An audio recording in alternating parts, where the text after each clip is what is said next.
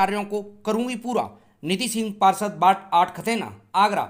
नगर निगम के वार्ड 8 खतेना से बहुजन समाज पार्टी की निर्वाचित पार्षद निधि सिंह का कहना है, 2012 में मेरे पति पार्षद रहे हैं। उनके द्वारा किए गए कार्यों के देखकर जनता ने मुझे जिताया। मुझे क्षेत्र में शिक्षा और सफाई पर ध्यान देकर वार्ड को सभी सुविधाओं से संपन्न करके स्वच्छ सुंदर बनाना है। आपका नाम और आपका परिचय। मेरा नाम निधि सिंह, मैं बहुजन समाज पार्टी से वार्ड 8 से खतेना से सभासद हूँ। पत्नी श्री राजीव कुमार सिंह, पूर्व पार्षद। राजनीति में कब से आप? राजनीति से मेरे हस्बैंड 2012 में आए हैं, तभी से मैं उनके साथ हूँ। राजनीति में आने का मन कैसे बना?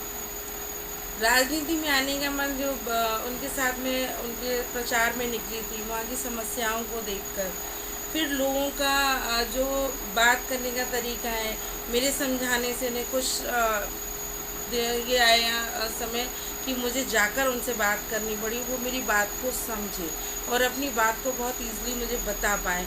तब मुझे महसूस हुआ कि अगर मैं इनके जनसंपर्क में आऊँगी तो इनकी समस्याओं का समाधान भी कर सकती हूँ और मेरे को भी वो उनकी सहायता करना अच्छा लगा। जी, 2012 में आपके पति पार्षद रह चुके हैं, तो अब दोबारा पार्षद लड़ने का मन कैसे बना? क्या समस्या देखी आपने जो आपको लड़ने की? 2012 के बाद 2017 में हमारा इलेक्शन लड़ने का पूर्ण मन था, लेकिन अब वो जो सीट थी वो एससी कैंडिडेट महिला की हो गई, तो उसमें तो हम नहीं लड़ सकते थे। लेकिन अब हमें चांस मिला है ओबीसी महिला सीट होने का, तो अपने क्षेत्र का विकास मेरा मोटिव रहेगा मेन कि मैं अपने क्षेत्र में ज़्यादा से ज़्यादा विकास करा सकूँ, जिससे लोगों की ज़्यादा से ज़्यादा सहायता हो सके। आपकी पहली प्राथमिकता क्या रहेगी? मेरी पहली प्राथमिकता अपने क्षेत्र में जो गंदगी है, वहाँ से बहुत ज़्यादा पीड़ित हो गए। नालियों में मतलब सीवर का पाइप टूटा हुआ है, वो गंदगी बह रही है, जिससे महामारी फैलने की आशंका बहुत ज़्यादा रहती है। उनको इस चीज़ से सुरक्षित करना है। महिलाओं के लिए आपने क्या सोचा? महिलाओं के लिए मैं कोशिश ये करूँगी कि वो जो पढ़ी लिखी हैं थोड़ा बहुत, वो उन्हें आगे पढ़ने के लिए प्रोत्साहित करूँ। जो बिल्कुल पढ़ी लिखी नहीं है, वो अपनी बात को किस तरीके से दूसरे के समक्ष रख सकते हैं।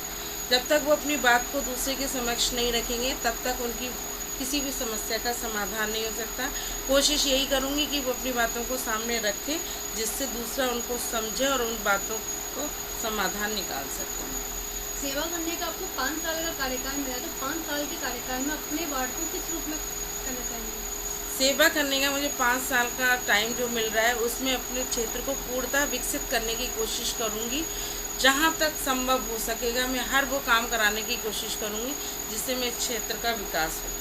किस क्षेत्रीय जनता ने आपको सपोर्ट किया, आपको जिताया, फिर क्षेत्र की जनता से क्या कहना चाहोगे? मैं अपनी क्षेत्र की जनता की बहुत आभारी हूँ, जिनके समर्थन से आज मैं विजयी प्राप्त करी हूँ। मैं उनकी उम्मीदों पे खरा उतरना चाहती हूँ।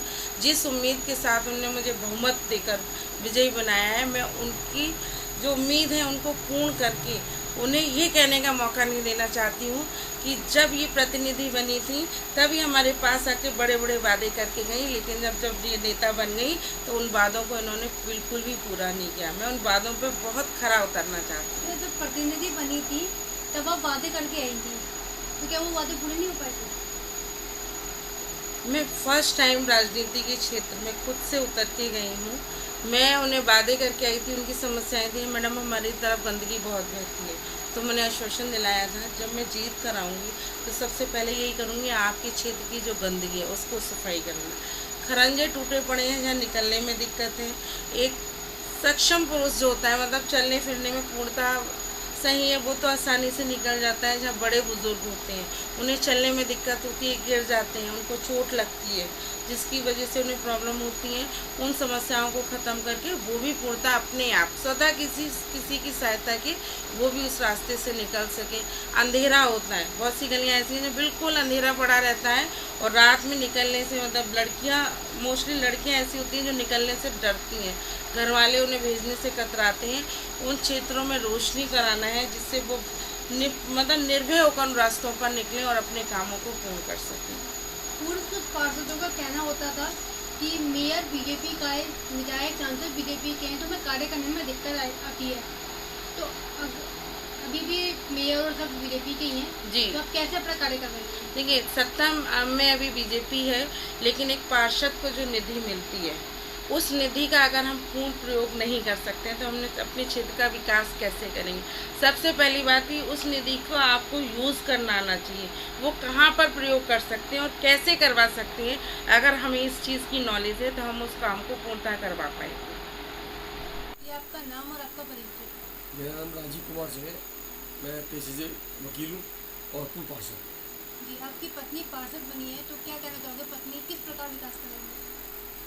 विकास उसी तरह हुआ जो मैंने 2.5 साल के कार्यकाल में अपना विकास करा था। मैंने लगभग 2.5 साल के कार्यकाल में 4 करोड़ के विकास कराए थे। मैंने अपने कार्यकाल में लाइट, खरंजा, कई ऐसी व्यवस्था ली थी जहाँ अंधेरा हो। लेकिन उसके बाद 5 साल बाद सीट ऐसी हो गई, विकास कार्य हुए नहीं। अब उसी ट्रैक पर जो मैं 2.5 साल काम करा था उसी ट्रैक पर मैडम से कहूँगा वो उसी ट्रैक से काम।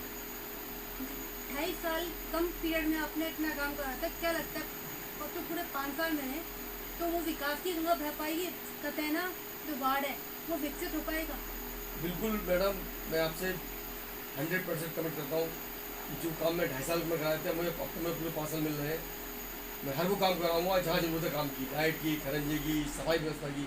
सबसे ज़्यादा व्यवस्था मैडम सफाई व्यवस्था की है, वो मेरी प्राथमिकता होगी, उसको पूर्ण कराऊँ। जो मेयर अभी बीजेपी का है, बाकी जो विधायक हैं जो बीजेपी के हैं, तो अपने क्षेत्र में काम करवाने में अपनी निधि के अलावा आप कैसे काम करवाएंगे? वो मैडम ऐसा होता है कि जो पार्षद निधि होती है वो तो होती है, इसके अलावा डूडल से काम होता है, साधारण निधि से काम होते हैं। बस काम कराने वाला आदमी होना चाहिए, पढ़ा लिखा पार्षद होना चाहिए, उसका कोई काम नहीं रुकेगा, चाहे वो किसी पार्टी का हो चाहे निर्दलीय हो।